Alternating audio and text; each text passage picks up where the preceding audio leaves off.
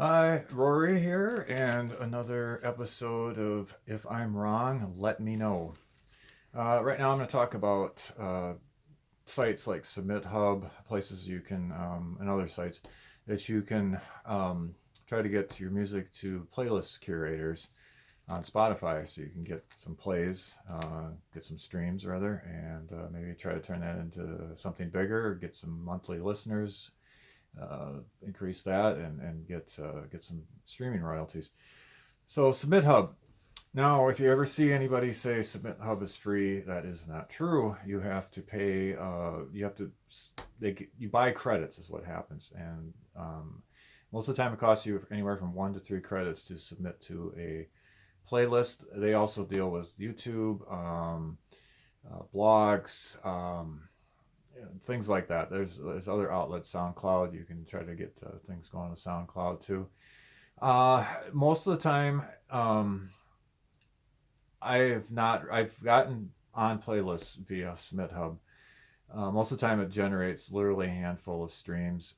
They do other weird things too, like if you're an indie band or an indie act, they'll say we submit or we accept indie music, and then you'll get a note back from them, email back from them. They'll say, "Nope, sorry, we don't accept that type of music." And I'm like, okay, WTF? What? Why did you say that? Um, Sometimes they shut down for a while too. That's another thing too. You can't always submit to what would look like a good playlist. I question sometimes that now a little bit on the credits, the money that goes to the playlist curator, and that's fine if they want to they're not making a living off of this probably, but it's part-time income. Now I question sometimes whether they actually listen to the music. So the deal is if they don't respond back within 48 hours, you get your credit refunded or credits refunded depending on how much you spent on that particular list. Now, one time I did have a weird thing happen where I submitted a song. It was just a vocal track and a guitar track, and that was it. I mean, there was a couple of guitar tracks on top of it for embellishment, but it was essentially a guitar vocal track or song. And the curator got back to me and said, "Well, I really like the percussion and the drums on it." And like, I sent him a message back. I said, "Are you sure you even listened to the song? Or are you thinking of someone else?" Of course, he never responded. I didn't get on the playlist.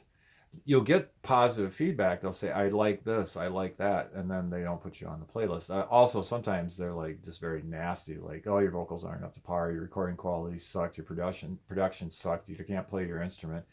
And so you just paid to get, basically ripped to shreds. Jay, that's what everybody that's isn't that what everybody wants? There's other places that are free, like SoundPlate and Daily Playlist. That's another place that I have. I'm looking at my list here. If I'm looking down, that I have dealt with.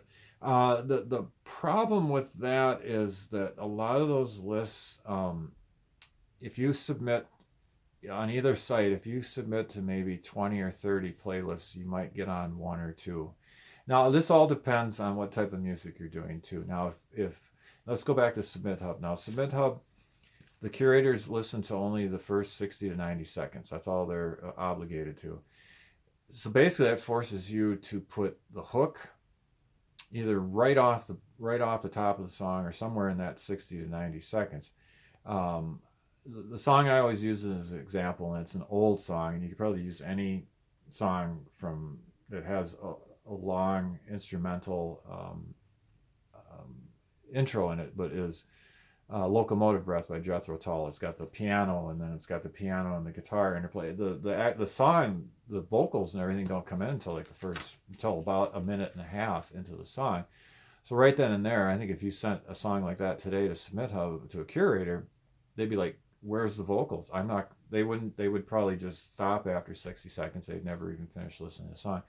So if you don't write like that, I mean, if you don't write, I hate to say pop type songs, you're gonna have a harder time. Even if they say they accept indie music, and I don't think you should have to write according to what a playlist curator wants.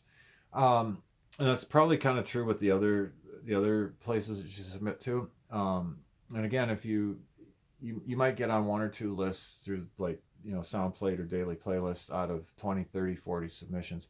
The other problem is a lot of those playlists have they might have 100 songs. They might have 300. It might be like 7 hours of music. I've gotten on some of those playlists, and you literally get maybe a half a dozen streams, and you're probably only going to be on it for like maybe 2 weeks to 4 weeks. And granted, you want to get monthly listeners. So say if a dozen people even streamed your song, if you could get 3 or 4 of them, I guess, to stick with you and become a monthly listener and listen to the rest of your stuff, that's not bad. It's free again, but you'd have lists like that. You'd have to get on a ton of them to get any sort of action going, basically. So that's what I've got on that. And again, if anybody else wants to add anything to that or constructive criticism, that'd be great. Thank you.